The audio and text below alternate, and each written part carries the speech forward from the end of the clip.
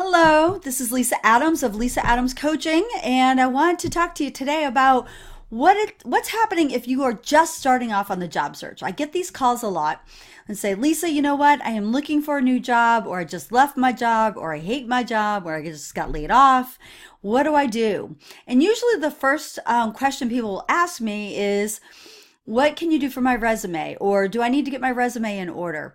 And what I like to do is back people up through the process, because many times there's other issues that are going on, and it isn't just the resume that needs to get done first. We really need to understand, where are you at in your job search? What are some of your challenges? What's your target, right?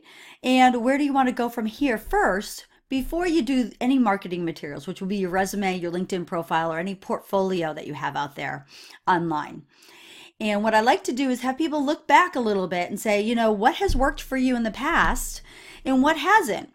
What kind of organizations have you been in that have really worked? What parts of your job, past jobs and most recent job, are working for you, have worked, or are not working, or you don't like them? Your skills are just, you just don't enjoy those types of skills or those types of roles.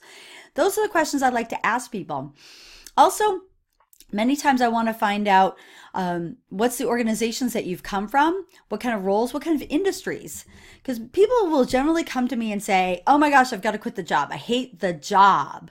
And many times what I'm finding out over many years of coaching is that 90% of the time, it isn't so much the job that is the problem. It many times is the culture or the organization in which somebody's coming from, or even the culture or the style of the leader or the manager in which they work for, right?